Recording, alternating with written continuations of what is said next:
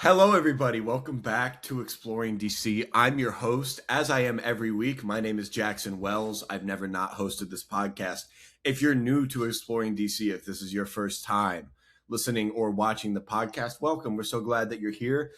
This is a podcast about exploring different areas of DC, such as animated shows, animated movies, comics, games, film, what have you, all aspects of DC, trying to broaden our horizon of this beautiful tapestry of characters. We also explore each other's bodies from time to time, so that's great. I'm your host, Jackson, and I'm joined here today by right here, Luis. What's up, guys? We also got Jalen Singleton down here. What's good, guys? Yeah, so as I said, we'll go through and just give some like little life updates, some fun facts just about ourselves. So I think a good question to like break the ice and start things off is to like say our favorite color, our favorite DC character, and the last time we talked to freshmen. Jalen, would you like to go first?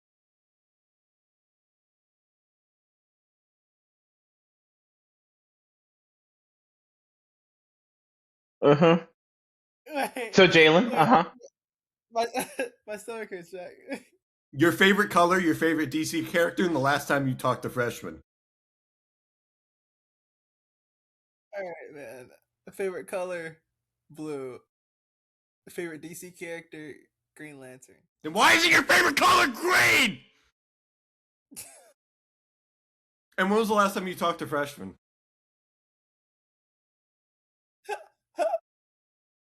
Because I know it was this weekend. And you're 40. Luis, what's your favorite color? I should have expected that scream. Oh fuck. Let me lower that volume. Um. It's red. It's my favorite Okay. color. Who's your favorite DC character? Probably Nightwing. All right, that's a good one. When was the last time you talked to freshmen? Uh. I don't think there was a time, but Jalen talked to him recently. That's true. Yeah, good answer. All right, so we also love to go through our at the top of each episode and go through like something new, something nerdy. So Luis, what is something new, something nerdy? Something new. Not really anything new. Just working. Post grad. Been nice. Just relaxing when I can. Mostly working. In terms of nerdy, I actually do have stuff to show. I All went right, to. that's it. I had some grad money, so this was Yep. all technically gifted, thankfully. So for the first time, I have a haul that I didn't spend my own money on. This was nice. All right, let's see it. So I bought. Obviously, we're talking about Absolute today. Bought the volume 2s for Batman, Oh, nice. Wonder Woman, and Superman. Green Lantern, Martian Okay. Manhunter, and Flash are not out yet, but I found these Okay. three, so I bought those. Very nice. And then I bought some older stuff. Well, something that's not DC that I bought that I just wanted. TMNT: The Last Ronin, I've been wanting to read that. Yeah. which I'm really excited to go through, especially since we'll see if that game doesn't get canceled. But the movie did, so we'll see. And then finally, something that I just really need to catch up on because it's ridiculous that I haven't read it, is I finally got Watchmen. Oh, yes. So I finally have this What in my we need to do collection. on the pod soon once Yes. we get through our month of fucking bullshit. So now I'm actually ready for when we do this. I actually All right, have it now. There we go. That's But yeah, great. that's it. Yeah, it's good that you got a physical of that. Jalen, what about you? What's something new, something nerdy? Had one of the greatest weekends of my life. In Atlanta, ATL. Shout out to Joshua Morales, Derek Woods, Jackie over here, down here. Yeah, for MomoCon, which is like an anime convention, mainly anime convention. I guess people are dressing up as DC characters, Power Rangers. Oh my god, I saw the sickest like Megazord cosplay, Luis. Really? Someone had a full like Mighty Morphin Megazord outfit. That's I sick. think on Friday when I went, and yeah, man, people were popping out. It was genuinely fun, and I picked up these babies. Yep. Nice. You got Cap here, Luke Cage, Daredevil, Iron Fist, Bullseye, and then you got Jessica Jones right here. You can't really see, but they're It's custom not, yeah. minifigures. Awesome. So beautiful. And it's not even the only thing he picked up. He picked up the number of every freshman he could find. It was really hold cool on, to see. hold on. So anyways, moving on. I love how we're moving through this podcast without Jackson, our host, who has been hosting every single week. without answering that question of favorite I don't color, have to favorite answer DC character. Last Yes, you time you do. talked to freshman buddy. No, I don't. At least I your- at talked least to a your color. freshman when I was a freshman. My favorite color is blue. My favorite DC character, oh boy, that's a tough one. That's a toughie. All of them. Something new, something Bullshit. nerdy. I also went to an anime convention. And I saw The Mandalorian and Grogu. Yay!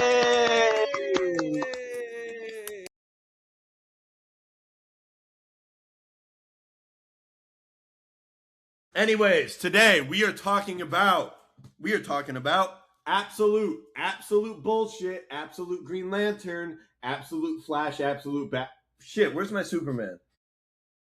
I have a Superman somewhere. It's just not in my hand. It looks like this. We're talking about absolute Martian Manhunter, absolute Flash, absolute Green Lantern, absolute Batman, absolute Wonder Woman. Luis, hold it up. And we are talking about absolute Superman. This is basically, if you're not familiar, the DC equivalent of the Ultimate Universe in Marvel.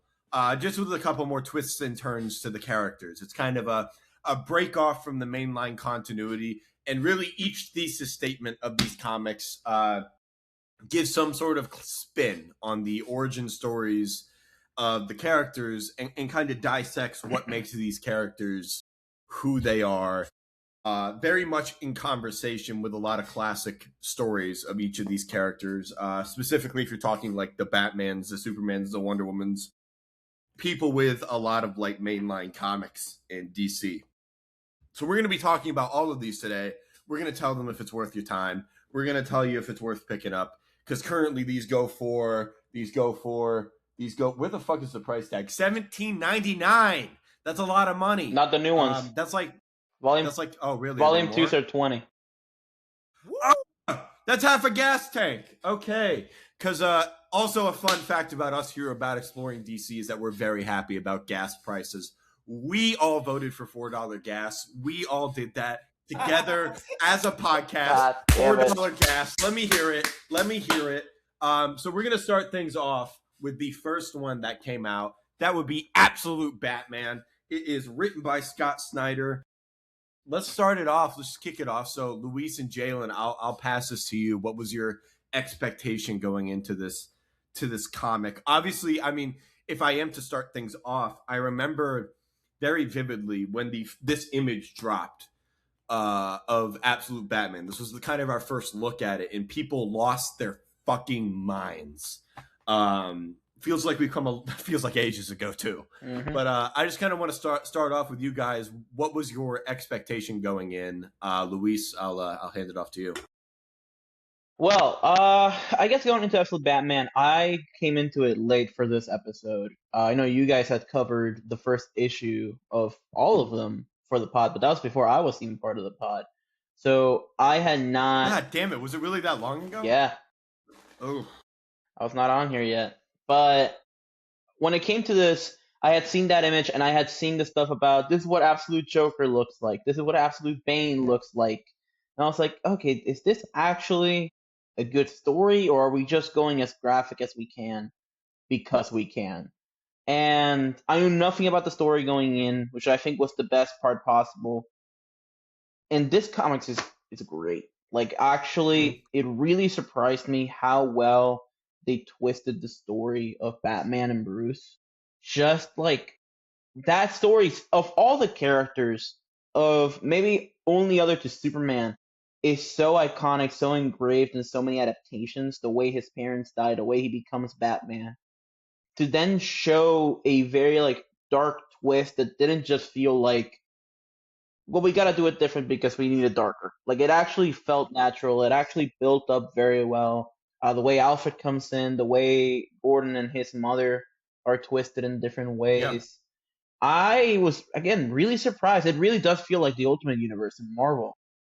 Bringing back, allowing writers to be fully separate from continuity so that they can just tell the stories they want to tell with these characters with no restrictions. And I just feel that is the best way they could have ever made, truly. Jalen, what about you? this comic was incredible. Kind of like Louis said. That's not what I asked. I asked, what did you think of the first image, and what were your expectations going in? Fuck you. Answer the question. My I fault. miss Josh. Okay, Jackie. First impression. I remember when I first saw the images leak online. I remember there was like a lot of discourse surrounding the look, the bulkiness, the size of the bat symbol, how small his head was, and the art style and everything like that. And I remember kind of being in line with those people, being like, it looks kind of funny to me. And at this time, I didn't know what the absolute concept was. I thought the Absolute Batman was just another mainline Batman run. You know, I didn't know they were doing this whole Absolute Universe thing or whatever. And then the more images came out, you know, the Black Mask image, the Catwoman image, you know, the like how you had different story beats of like Batman's whole basically Team Batman is all of his villains just in normal forms, like Waylon Jones and Oswald Cobblepot and Edward, you know, Enigma and all these other stuff. They're just his friends, normal people with like little small quirks that point towards their mainline characters. I was like, okay, this could be kind of cool.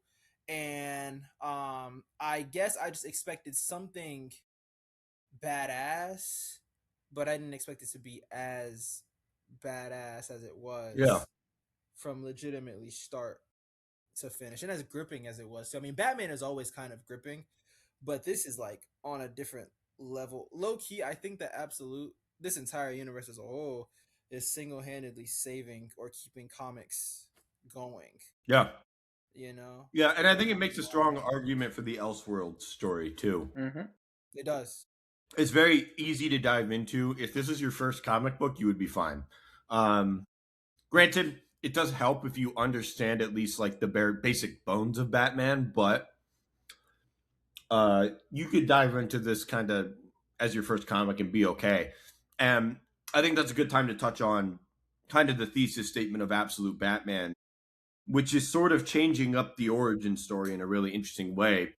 So the basic idea is that Batman is not rich. That's kind of the big thing. Batman is not rich and Mom is still alive. Those are like the two big changes to his origin story that kind of play into separating this from a lot of other Batman runs. So yeah, I mean, was that something you guys knew about going in? Not really, actually. When I first bought the comic, on the back, it has like what you would say like thesis statements on the back, and I love how well written these are. And they're consistent through every comic.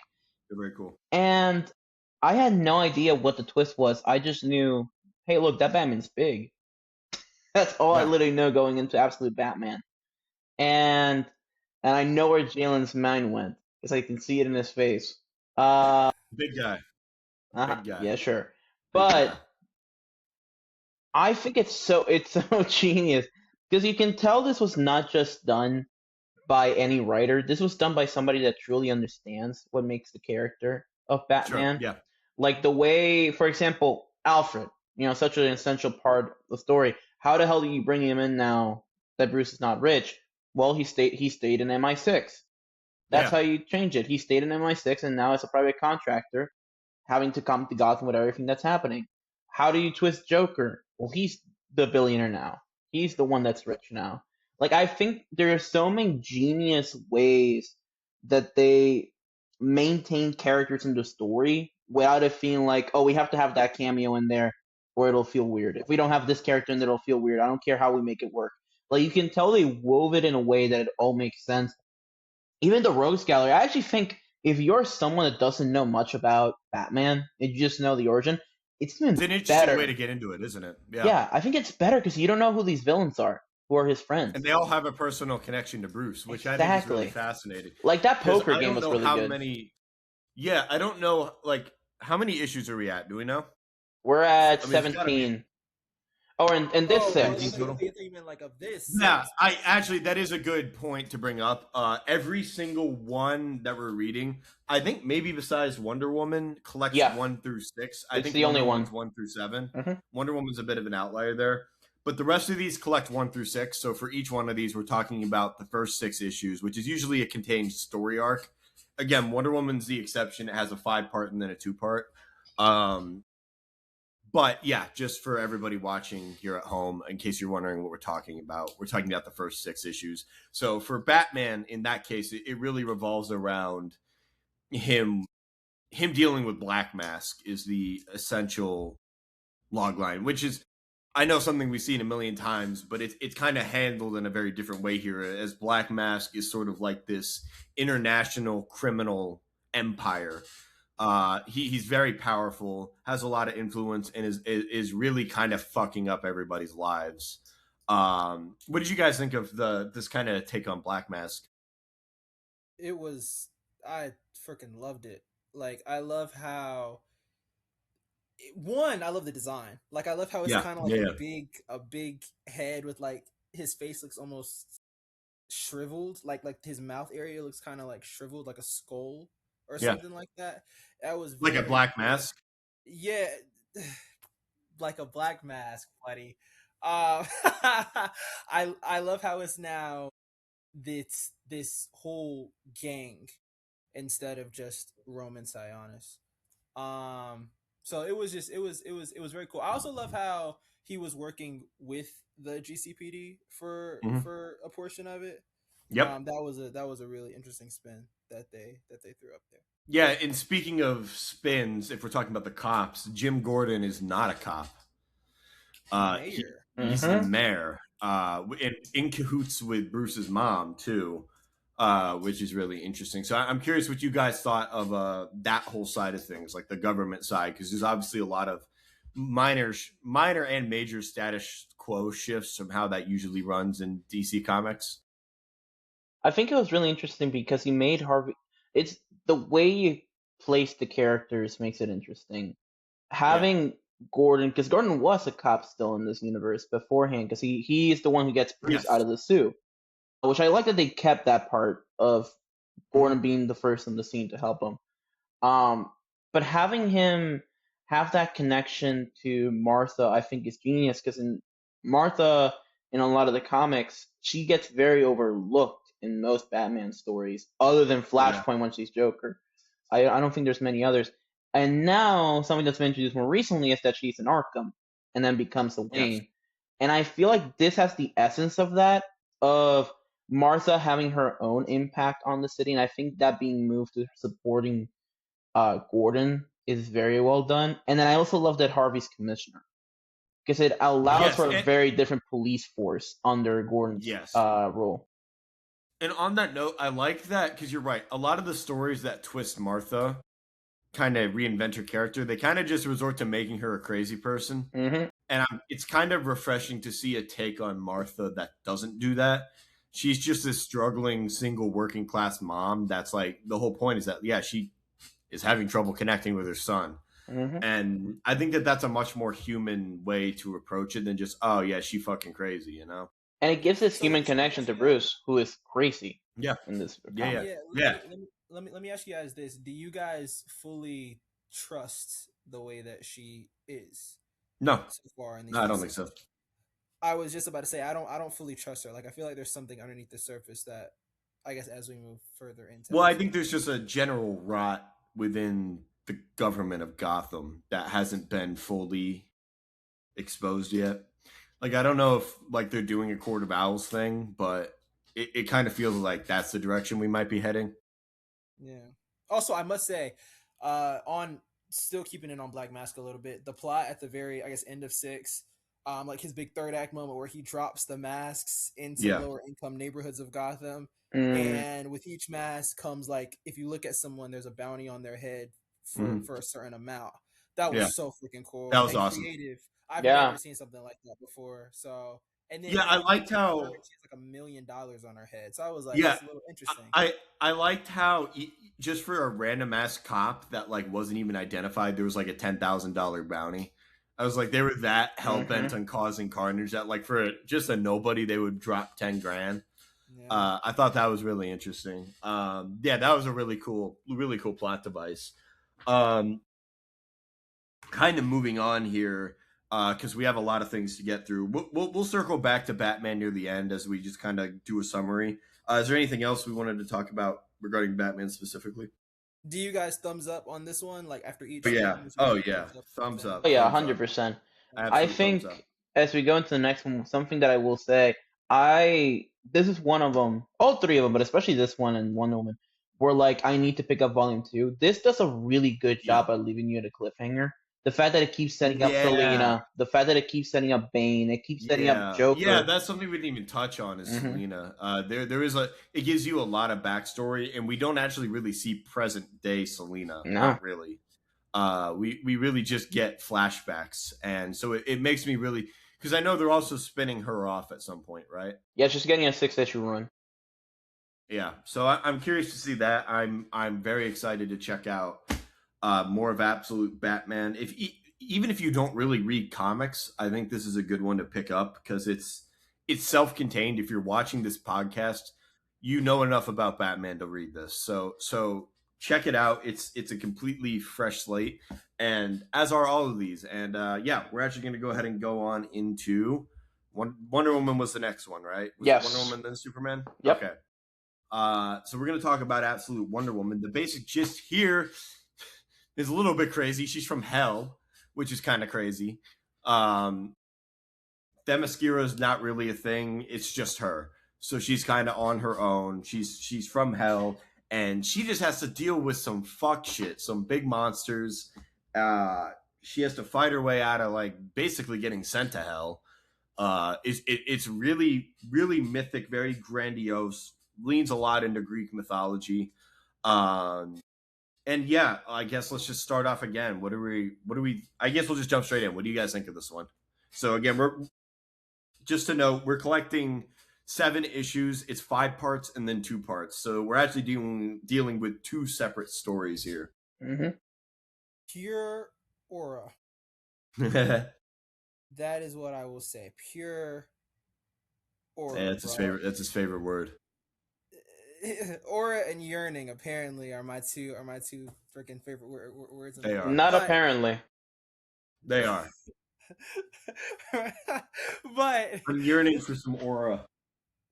it's kind of hard. It's kind of tough. That is a Yeah, kind you of would say tough that. sentence. I should make that my Instagram bio. But along with y'all rocking with the new Drake. But when it comes to Luis, I will have you know, it worked. That's all I already know the story. I've been told. It worked. Nicki Dax album better. Nicki Dax album better.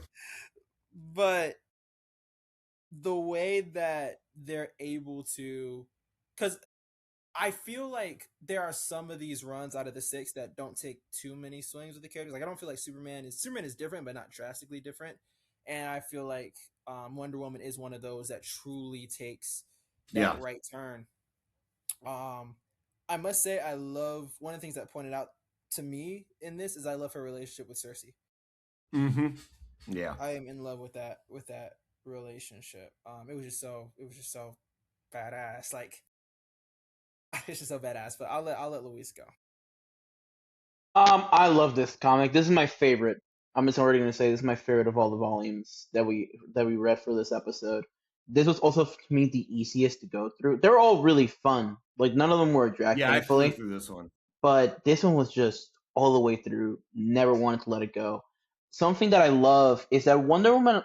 Something that happens a lot is that they don't really go into the pantheon of gods, of the Greek gods, in most of her stories. They really go into it here. Yes, They really the do. use It's a of big part. Hades, the use of Medusa.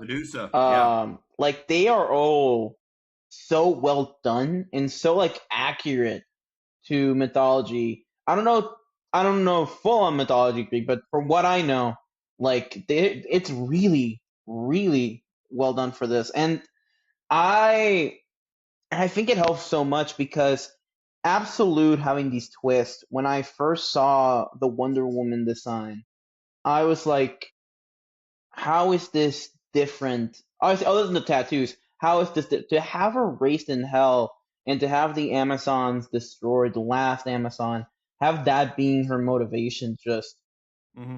it was so good because you could easily see her turn into an Injustice style Wonder Woman with what she's gone through, but having her still keep that inner peace within her, that's still that peacemaker type of Wonder Woman while still being that warrior through hell. I think it's just a beautiful story, especially with how Cersei raises her and how Cersei changes herself. I'm glad you brought that up, because I do want to emphasize to everyone listening that like the point of these comics is not to be like, oh, here's this character but evil, because hearing some of the basic premises, you might think that's where it's going, but it never does. It is all about capturing the essence of the character still. Another thing I wanted to bring up was that this is actually the only one that switches artists. After you end the 5-part, the 2-part switches artist, and the art style is pretty drastically different. I was just curious if you guys had a preference as to which one you preferred. I did not notice that. Oh, damn, you're right. Yeah, it's like a big change. Okay, I noticed it in some panels, but I just thought I was really looking too far into it. I would say maybe you guys would disagree with me, but I would say first 5. Yeah, sure. Just because of the sleekness of the designs and some of the ways that the colors pop, especially like on her arms and like the runes and designs on her arms. Yeah, I get her that. right arm and stuff. I really liked how that popped a little bit more than in 6 and 7, I would say. But what do you guys feel? Yeah, that's a valid take. I really love the second style. I think I do too. I like both of them. It's weird. I love them both. I think the first one definitely fits better with Absolute Batman.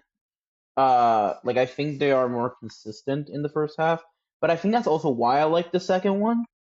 It gives her this very like epic look. You know what I mean? Like this very like grandiose look with the way like her features, how the gods look, how the monsters look. Also, I love how I think the monsters in the first half look very look very like horror-esque, which they're supposed to. But like with the basilisk in the second style of animation or art, I think it makes it look a lot more epic and godly, like the Pantheon is supposed to look. And I feel like I like it because of that. Because as we go deeper into the Pantheon, I feel like that more epic art style will also separate it from the rest of the issues as well. But I could have lived with keeping the original. The original is also beautiful. I think, honestly, a good point of comparison would be if you've read Jason Aaron's Thor run. It feels a lot like that. Ooh, you're right, it does. And that's a good thing. Her with the helmet and stuff on. It feels a lot. There are some panels here that really reminded me of some of the stuff from Jason Aaron's Thor run. Specifically the God Butcher saga, which is also, I mean, I know we're exploring DC, but that's one of the best Marvel runs you can read. So check that out if you haven't. But if by chance you're hearing this and you're a fan of that run, this run of Wonder Woman is going to be fucking straight up your alley and vice versa. It's got a lot of the same qualities. That's just kind of the point of comparison that came up in my head. You obviously get your Steve Trevors and stuff like that. I'm kind of curious to see what other villains they dive into as it goes on too. This is actually one that leaves me kind of curious about where it goes next. It doesn't give you a totally clear answer, so I'm looking forward to. I know, Luis, you said you picked up the second one already, right? Yes, I did, and even just looking at the back, I haven't read it because I focus on these, so I didn't get confused and spoil stuff for you guys. But I did read the back, those like statements of like what you can expect, and it's very much going deeper into the Greek mythology. I think that's the whole point of the Absolute for this, is they are going into like some stuff that I've only like kind of heard of from what I know of Greek, and I'm excited for it. I think most of the villains are going to be like that. Are going to be the gods, are going to be demons from the underworld. Well, not demons, but creatures from the underworld. But I wonder what comic villains other than Cheetah, because Cheetah is teased, because Barbara Minerva is a part of the first 6 volumes. I wonder, other than her, now that Cersei is an ally, I don't think Wonder Woman really has anything else other than the gods, really. Yeah. So maybe they could create some original villains too. That would be cool. Which would be cool, because I don't think we have any of that so far in these, right? Not that I can. No, we don't know. I don't know. I mean, I don't know about Martian Manhunter. I don't know if that was an original. I'm not familiar with Martian Manhunter besides surface No, level stuff. they're real. That was an established character. Okay. Yeah. Uh, but yeah, Wonder Woman also great. We'll move on. Superman's next. Is that right? That was the next one to release. I'm trying to go in order of release, and I didn't look it up because I suck. Yeah, let me talk. Yeah, it was. I think it was Superman, then Martian, then Green and Green then Lantern, Flash. then Flash. I believe I so. was right. I'm so fucking smart. So we're talking about Superman. The gist of this one, Krypton kind of sucks. There is a class system. The S, the classic S, is for the lowest class of Krypton. Superman lands in a different part of the Earth. No parents really. Lois Lane kind of works for a bunch of rich people, and shenanigans ensue. There are a bunch of peacemakers because this released when Peacemaker season 2 released, and they had to have the synergy. Again, I'll just kind of kick it off to you guys. What are we thinking of Superman? I enjoyed it. I will say, I think it is good. I love the suit. I will say that. I think Suit is awesome. my favorite redesign is Wonder Woman, but this one's pretty like right after it. I think I love the Superman Looks suit really and how the cape works with the suit. Very Spawn like, if for anybody who knows about Spawn.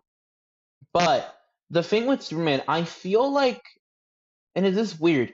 Obviously, Absolute on its own is very much like an Elseworld universe, like creating its own universe. Yeah. This one feels like an Elseworld story in a way that the other ones don't. Because this one Yeah. feels like the least changed when it comes to the stories, other than some of the side characters and the random peacemakers. Like other than that, this just feels like honestly on a new continuity, like a Rebirth New 52 style. This could have been Superman if you just make the suit a bit more classic. Like this could have easily been part of a main continuity or an Elseworld story on its own. I It's interesting because I think like past not having the fortress, past not having all that, I do think it is good. I like the fact that they dive deeper into. They kind of make him even more of an immigrant in this, Yeah. which is something that I like when they do with Superman. The only They other lean one into I that a know, lot. Hmm? They lean into that a lot. Yeah, especially starting in Brazil, like starting Yeah. in Latin America, for like the present day was really interesting, really cool actually. The only other story that I know that really dives that deep, and I don't know a lot of his comic book storylines, is I know you guys watch Gods and Monsters, the animated film, which makes him land in the hands of an immigrant family instead. Um, so I really like it. It's just again, it's weird. It was definitely a weird one to go through. It needed an extra twist. Yeah, For me. like I think in Gods and Monsters, the twist with that Superman is that he is actually the son of Sod, because Sod puts his blood into Superman when they were about to conceive him. I feel like even adding that would have added an extra layer of maybe him having like more rage because he has the blood of Sod instead of Jor-El, maybe something like, I don't know. It's just I feel like it's missing something. You know what it felt like to me? It felt like to me they were afraid to push it a little bit further because of the fucking tsunami wave of evil Supermen. Like, Yeah. I think that they were afraid to add that because the bad reception of the Snyder movies, the Boys, Invincible, Injustice, all the shit that they've been very much. There's been a very conscious effort to counteract that over the past couple years, with both comics and on-screen media has been making a conscious effort to kind of like battle back against that narrative and that trope. And it felt like this. I understand that it was this was probably the hardest one to do because I don't think any of the other characters have as much baggage as Superman did going into this. Which that a lot of baggage, which makes me wonder if it would have almost been a good idea to do like a Supergirl. And I understand you need your Justice League because they're building towards that, but like have Supergirl be the focus point, and then have Superman kind of be there as a side character too. Maybe maybe twisted of like Supergirl comes first, she finds Superman. Maybe having it backwards would have been interesting for an Absolute. I also think You mentioned this earlier, Jackson, of how at the core of these stories, something they really focus on is that none of these characters are evil. Like this is not the evil universe, which is something that I was worried about going into a lot of these. I think like I get it. I think I agree with you. I think maybe they're worried of like, oh, we're gonna have a more jaded Superman, and people were just gonna read that, not knowing what Absolute was, and think, oh, another evil Superman. I'm not reading that. But I feel like having him be a bit more, especially with that immigrant angle, having him be part of that working class, having him be a bit more jaded about everything because of having to work for everything and not seeing results a lot of the time. I feel like that would have made it like just that one step would have made it so much better.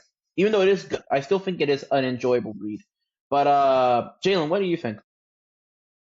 Do you, I guess when it comes to this one, it just never really catches you, and especially from what I've heard from other people, like especially you and some other people who have read this, is that because they didn't take as much of a swing with this one, there's less to really latch onto. Whereas Batman, he's broke. Wonder Woman, she's an actual, like, you actually lean more into that Greek mythology. Green Lantern is Green Lantern is way harder to explain. Same with Martian Manhunter, but they're still so drastically different. You know what I mean, from their mainline runs.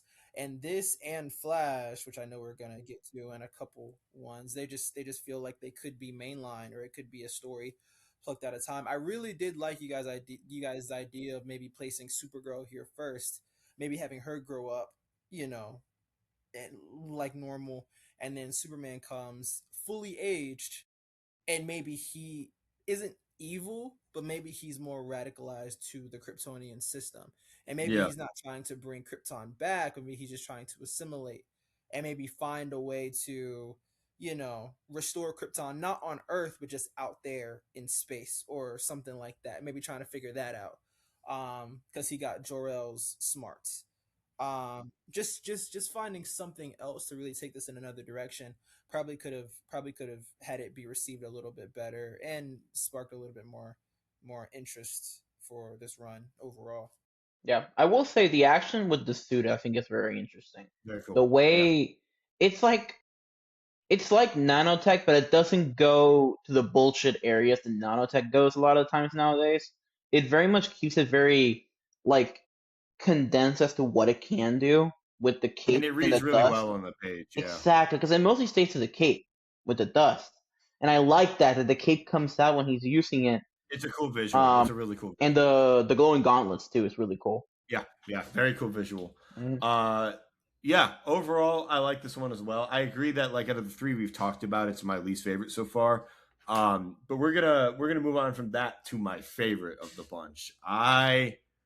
Love I love Absolute Martian Manhunter. This is my favorite of the bunch. I think this one is freaking awesome. And to like cut straight to the chase, I mean the star of the show here. I don't think any of you will argue with this. It's Javier Rodriguez's art is insane. Yeah, This is one of the most gorgeously illustrated comics I've had the pleasure of reading over the past couple of years. It just looks like you can turn to any given page on this thing and it just looks fucking insane. It looks hmm awesome. Um, I don't know if he's still on it. I hope so. yeah, Because it looks gorgeous. And Dennis Camp wrote it. Awesome story. Basically, the gist of this one is that Martian Manhunter is not a dude, but more of a like a Venom type thing of hmm sorts, right? But not evil. Um, which I think is a really fun twist on Martian Manhunter. Because you kind of almost lose the shape shifting element to an extent, yeah, and you kind of gain this back and forth between uh these two dudes. It's something. And yeah, what did you guys kind of make of this one? It's very interesting. It's a very interesting thing. Firstly, I love how they call him the Martian Mindfucker.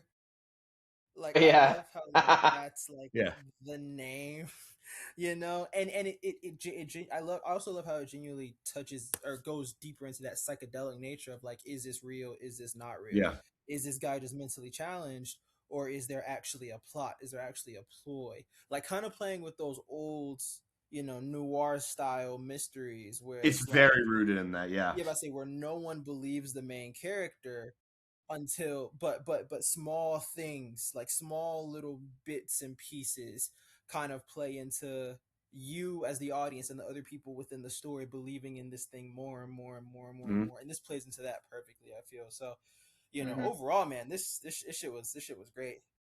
But like as I was thinking about it, I was like, I already know this is gonna be Jackie's favorite. This, But it's so good. Yeah, this is so yeah, my Yeah. speed. It's so it's like right wacky. up your And yeah, alley. it's dealing with, because John Jones, our main character, he's dealing with so much shit outside of this. Like, his wife is like ready to up and leave him.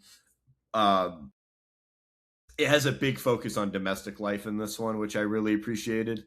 Um, and yeah, I love the design of Martian Manhunter in this too. A really cool visualization of him. This, if I were to recommend one outside of Batman, this would be it. This one fucking rules. It is it's very psychedelic, it's very experimental, and isn't afraid to overwhelm you with its visuals, which is something else I appreciated. Mhm. Um it really goes a long way. And get a physical copy of this too. Yes. Don't read this one digitally. I don't know how there's a specific gimmick they do a couple times in this that I don't actually know how they do that I on was about digital to talk copies, about 'cause that. Yeah. it legitimately requires you to hold the page up to light. Yeah. Um, It's this one, yeah. and So you yeah, can't to see it where to unless you shine hold a it up. light. Yeah, This would exactly. come through. So yeah, get a physical copy of this one, because the artwork pops like crazy. It's Mhm. stunning. I would say this would be my favorite if it wasn't for the fact that just outside of comics, I love Greek gods and the history of that. So Wonder Woman just kind of beats it That just scratches an itch. because Yeah. of that. Because I've been wanting more stories that dive deep into that. But this is incredible. Like this could have been its own comic outside of this and would have been just as revolutionary in my opinion. But yeah, how I don't even know where to go with this. This one, hey Lanterns, this is what you should have been. And this is another one where I'm very curious to see where this one goes next. Well, Because this it one's does over. leave on a cliff. Really? It only has How many issues? 12, I believe. Wow. Okay. They So actually, series. Wow. so they have three areas of Absolute. It's either you go long running, you go to 12, or you go to 6, as far as I know. And then so 6 is Green Arrow and Catwoman. This one was 12, as far as I know. Cool. I'm really excited. I will pick up. Do we And know when the next trade of that's coming out? October or November, I can't remember right now. Okay. It might be before that. All three of the other volume 2s are coming out by October, if I remember correctly. Okay. But the thing with this one is the team was very adamant of the fact that they got told they could keep going. Wow. And they were like, "No, we found the ending." Plus, they apparently got an opportunity to do something that was they just couldn't. I That's think they're right. Justice League. I remember you. Yeah, I remember think you they said, are I remember Justice we League. talked about that on here, didn't we? Mm-hmm. That they're, because I mean, they're obviously going to do absolute Justice League. That would be Yeah. foolish not to. You're right. I think, yeah. I mean, that would be an incredible team to do it as well. I would be Mhm. really curious to see how they rendered that. Because I think all these stories have very distinct art styles and tones. So it's one of those things where I would actually be excited to see how they come together, and kind of bounce off of each other. You know what I'm saying? Yeah, and if anybody's gonna do it, I think it is this team. Just not even Yeah. just because of the quality of this comic, which is incredible.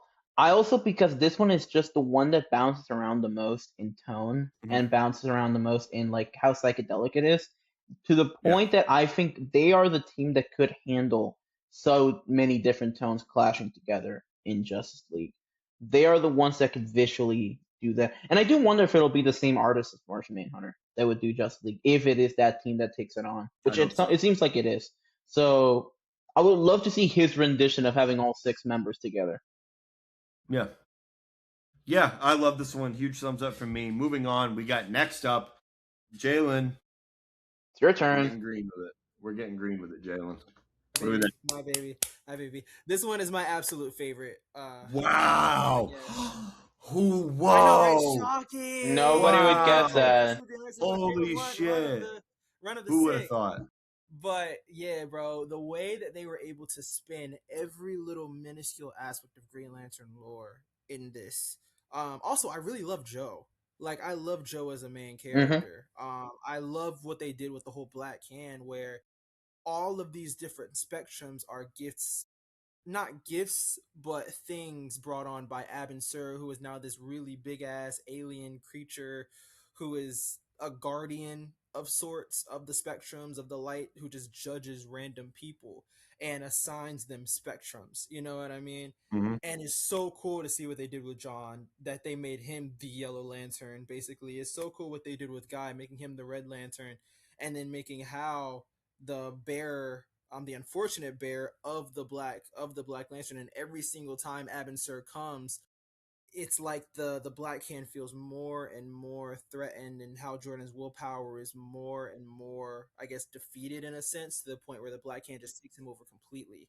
And it's so cool to see, and it's so cool seeing Joe unlock her full power and just expel that from him. And it was also another thing too, really cool detail was seeing Todd Rice in this, who is his character is Obsidian.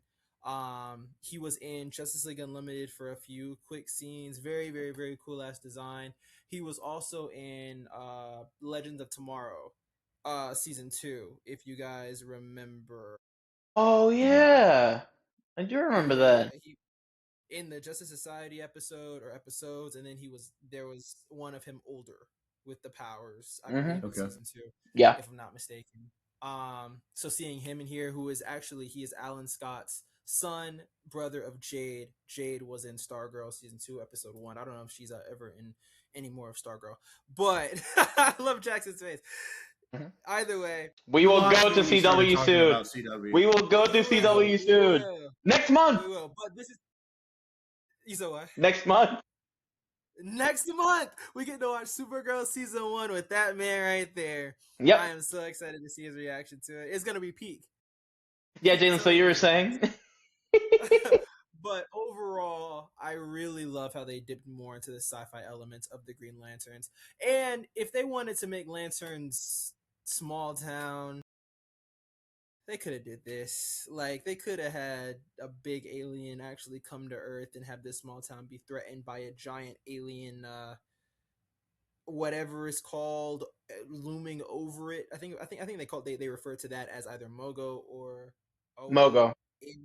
Mogo, yeah. Looming over this tall city. They could have done that. But overall, bro, 10 out of 10. This was my favorite of the few. A little bit biased, but overall, it was still just really well written too. I would say a little bit. Batman. A little bit biased, but no, I actually loved. It was funny. I remember reading through, which one was I reading that day? I think it was Martian Manhunter. Yeah, I read through Martian Manhunter, and I was like, you know what? I should probably leave this one to the next day. But I was like, let me check out at least the start.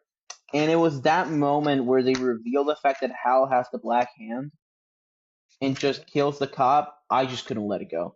I was like, that is such a cool way to utilize Black Hand, a character that is not used outside of Blackest Night, really, ever. Yeah.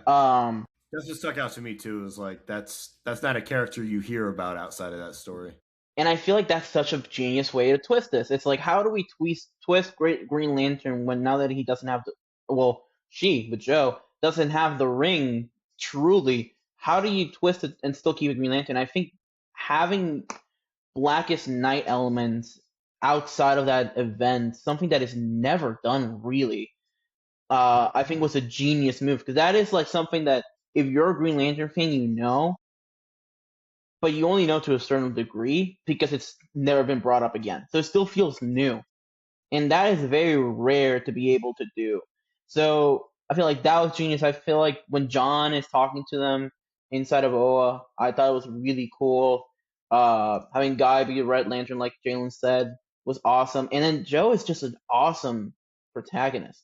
That was my biggest worry, was like, am I gonna like Joe? Because, you know, Simon Bass and Jessica Cruz, I liked them, but I was never able to get invested into them when they got created. I just never was able to. Joe immediately, I love her as Green Lantern, and it's so rare that a new Lantern comes along, and you are Who the able fuck to is get this Joe? invested.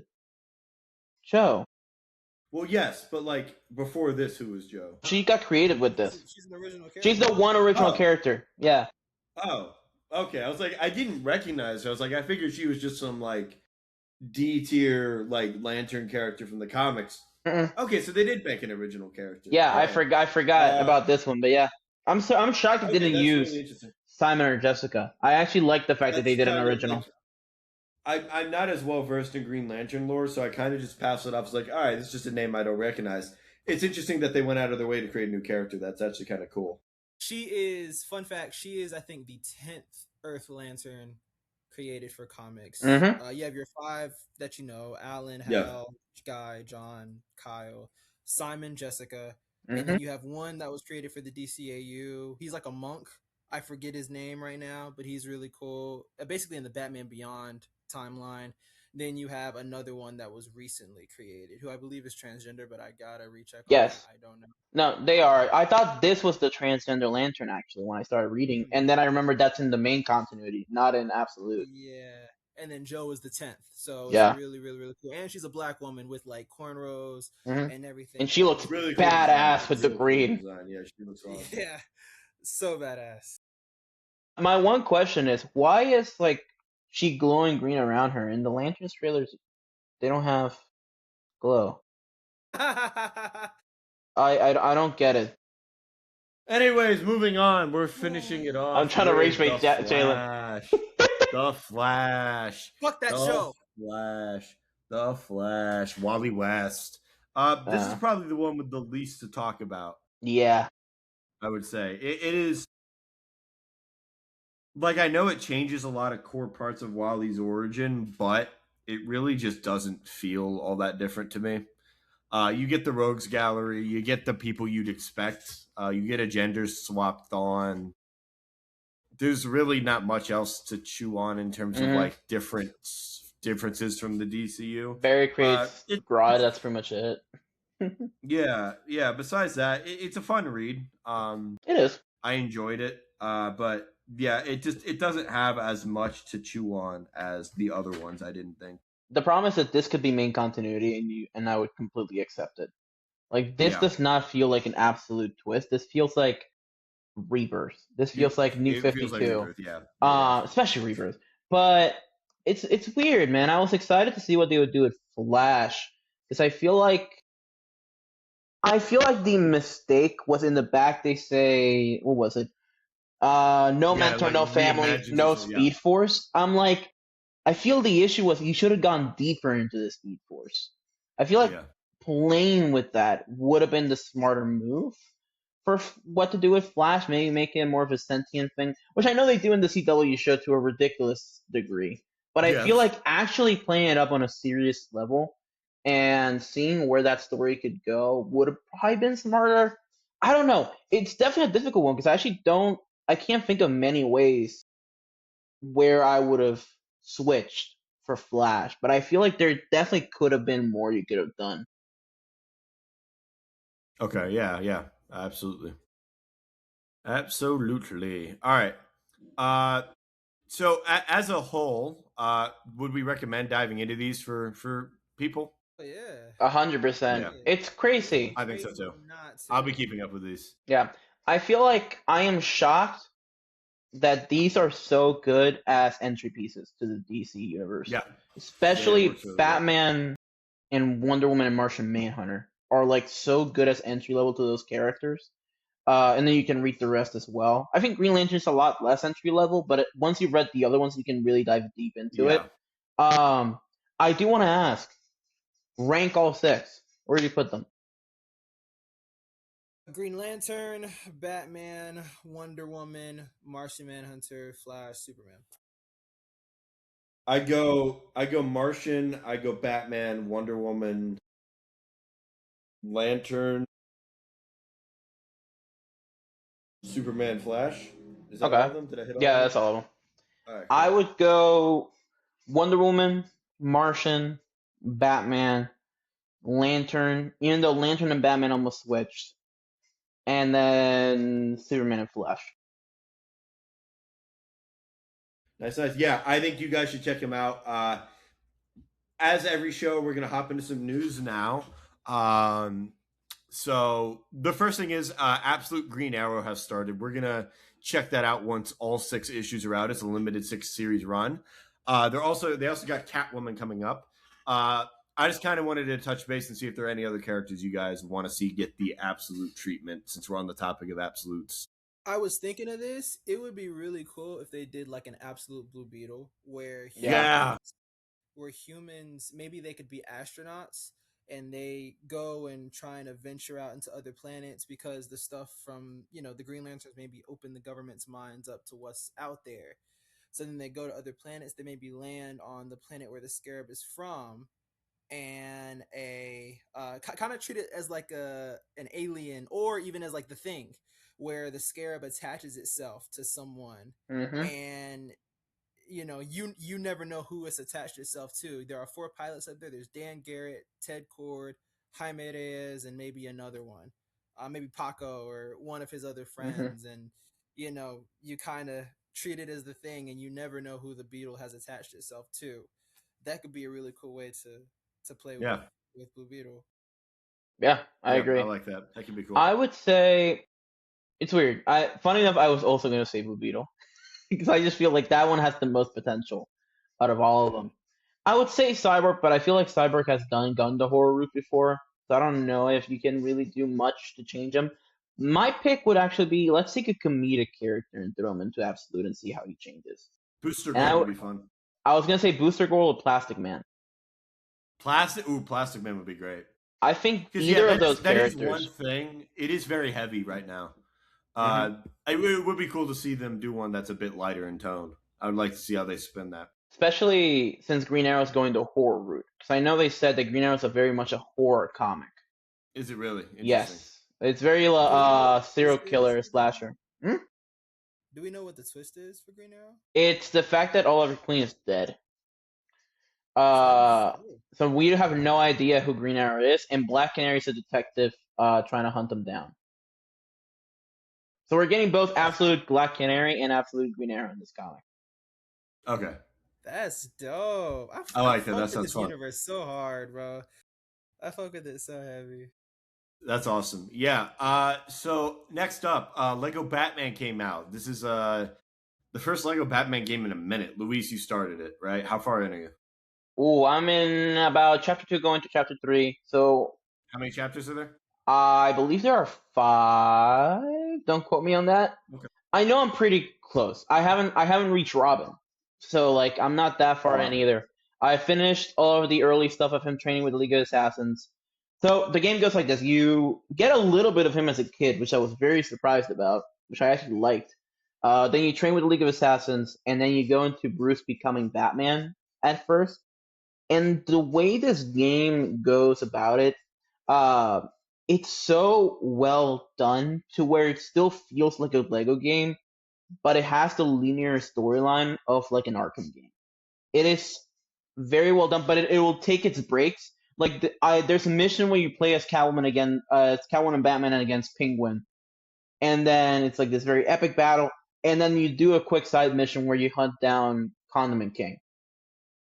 Yeah. Like it very much is not afraid and is not ashamed of any area of the Batman mythos, awesome. And the combat is incredible. Gotham City is incredible. You get so many suits, random suits too. That I would have not. Bat fans in it. There's an NES game from the 80s that they have that suit in it. They have the weirdest comic pulls that I have never heard of. And then the Batmobiles.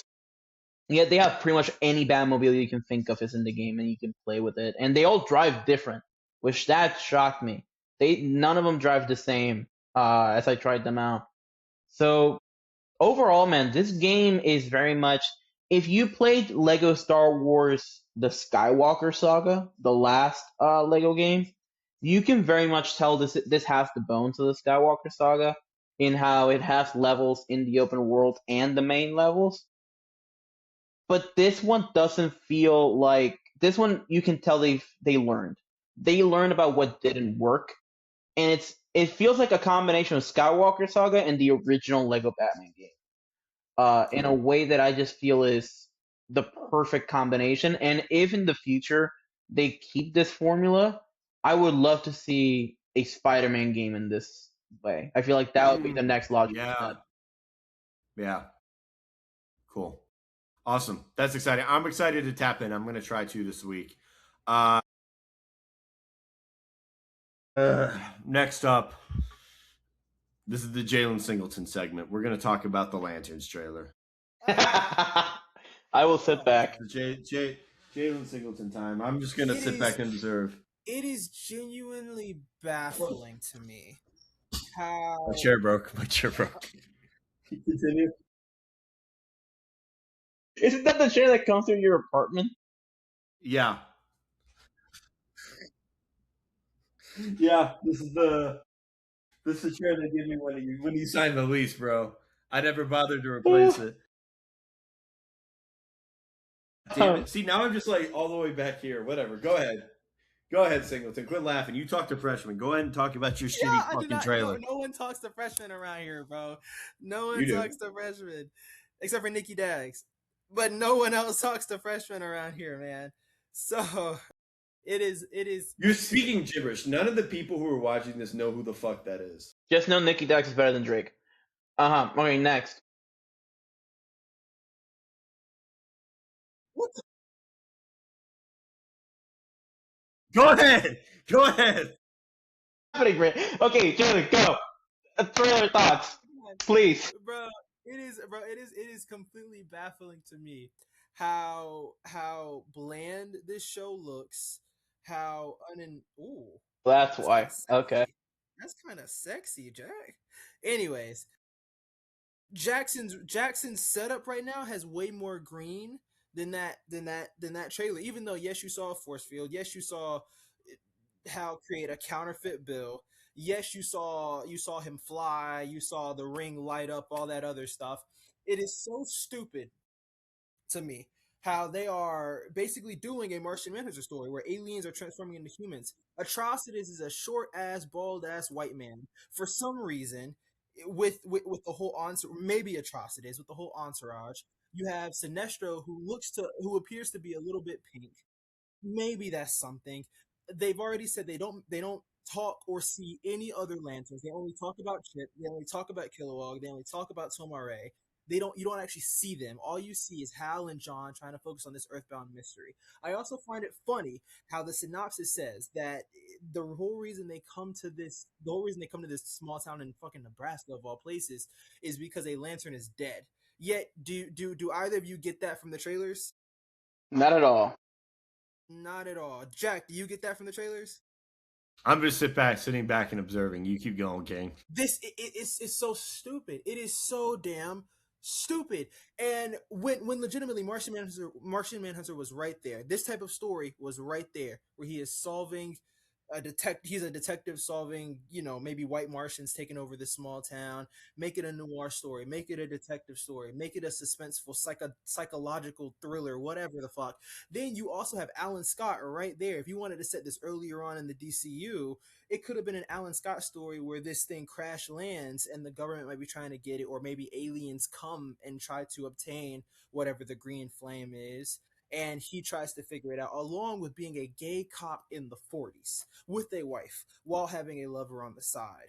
Like it is there is so much room for potential. And then not even to talk about fucking, there's no aura around them, there's no green eyes. I'm pretty sure that white woman who says then go and get it, John Stewart, I'm pretty sure that is a guardian that has taken form as a human. I'm pretty sure that's what she's playing. I'm pretty sure she's playing Ganthet or whatever.